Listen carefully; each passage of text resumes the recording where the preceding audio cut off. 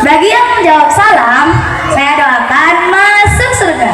Bagi yang tidak menjawab salam, saya doakan tidak masuk angin. Sekali lagi ya. Assalamualaikum warahmatullahi wabarakatuh.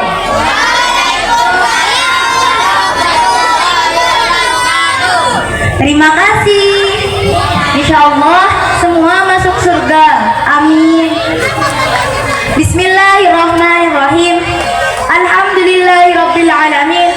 Wassalatu wassalamu ala asyrofil anbiya'i wal mursalin Sayyidina Muhammadin wa ala ashabi ajmain. Amma ba'du. Yang terhormat Pembina Yayasan Baitul Arqam Bapak Marga Utama beserta keluarga. Yang saya hormati Ustadz dan Ustazah Yayasan Pendidikan Baitul Arqam. Yang saya hormati pula Panitia Maulid Nabi, Bapak Ibu hadirin sekalian dan kawan-kawanku yang dimuliakan Allah. Di malam yang penuh kebahagiaan ini, marilah kita panjatkan puja dan puji syukur kita kepada Allah Subhanahu wa taala atas karunia, nikmat dan hidayahnya hingga kita dapat berkumpul kembali di acara ini dalam keadaan sehat walafiat dan tiada suatu halangan apapun. Selawat dan salam tetap tercurahkan kepada junjungan kita Nabi besar Muhammad sallallahu alaihi wasallam yang telah membawa umat manusia dari zaman kegelapan menuju zaman yang terang benderang seperti sekarang ini. Dalam kesempatan ini, izinkan saya Nurali Fermiansa Fitri untuk menyampaikan beberapa hal tentang Maulid Nabi. Terima kasih. Sebelumnya, saya mau bertanya dulu, teman-teman, ada yang tahu tidak mengapa Maulid Nabi, mengapa hari kelahiran Rasulullah selalu kita rayakan, sedangkan wafatnya tidak kita peringati? Seperti halnya seseorang wafat 7 hari, 40 hari, 100 hari, bahkan ada yang sampai 1000 hari kewafatannya pun masih kita peringati. Ayo, ada yang bisa jawab? Jawabannya adalah karena keteladanan Nabi Muhammad selalu hidup di dalam hati kaum muslim. Contoh keteladanan Nabi Muhammad adalah 1. Amanah. Nabi Muhammad sangat amanah sampai dia diberi julukan Al-Amin yang artinya dapat dipercaya. Kedua, sabar. Nabi Muhammad sangat sabar.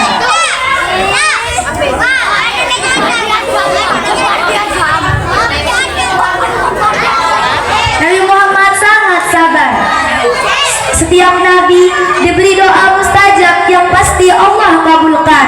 Tetapi Nabi Muhammad tidak memakai doa tersebut di dunia. Walaupun Nabi Muhammad telah disakiti, walaupun Nabi Muhammad telah kehilangan anak-anaknya, walaupun Nabi Muhammad telah kehilangan cucu tersayangnya, tetapi beliau lebih memilih doa mustajab itu dipakai untuk umatnya agar tidak tersentuh oleh api neraka, agar umatnya selamat dunia dan akhirat. Yang ketiga, akhlak. Nabi Muhammad sangat berakhlakul karimah. Sampai ada suatu kisah, ada seorang lelaki buta. Dia sangat membenci Nabi Muhammad. Setiap pagi dia duduk di pasar dan selalu menghina Nabi Muhammad. Tetapi atas akhlaknya, Nabi Muhammad tidak menghiraukan hinaan tersebut. Justru beliau menyuapinya makan setiap pagi. Dengan mendengarkan ocehan hinaan dan ejekan tersebut, beliau tidak pernah marah. Sampai suatu hari kewafatannya, berlangsung 3 hari kewafatan beliau, Ibrahim datang menemui Fatimah dan Khadijah. Abu Bakar datang menemui Fatimah dan Khadijah. Ia bertanya, apa yang dilakukan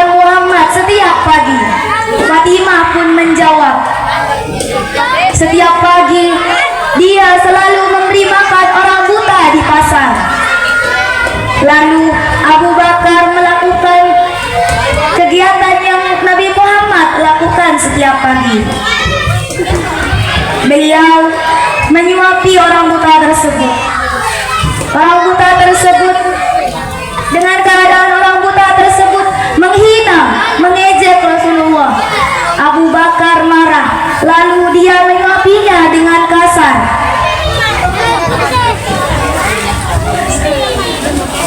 Orang buta tersebut menyadari, dia berkata, "Tidak, kau bukan dia.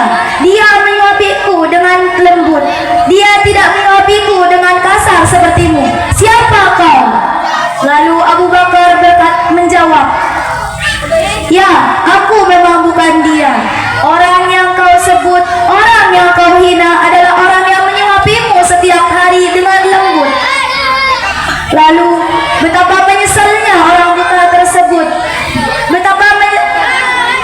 betapa menyesalinya perbuatannya di dunia waktu itu. Beliau langsung mengeluarkan air mata. Beliau langsung mengucap syahadat. Oleh karena itulah beberapa hal contoh keteladanan Nabi yang patut kita contoh dan dijelaskan. Contoh keteladanan Nabi harus kita contoh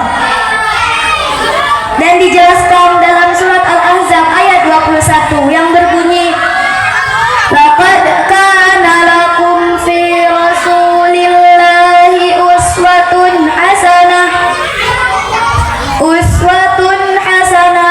liman kana yarjullaha wal yawmal akhir wa dzakara Allaha katsira."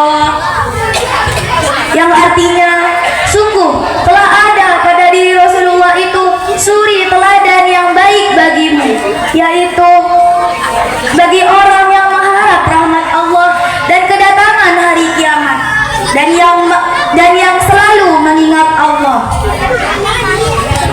Oleh karena itu, marilah kita teladani Nabi Muhammad. Di zaman sekarang semakin sedikit orang yang meneladani Nabi Muhammad. Di zaman sekarang akibatnya banyak anak durhaka kepada orang tua dan banyak orang tua yang tidak dapat dicontoh oleh anaknya. Hal itu hanya satu solusinya. Ayo kita kembali ke sisi Allah. Kita kembali meneladani Nabi Muhammad. Kita kembali ke jalan yang benar. Marilah kita semua berdoa kepada Allah. Semoga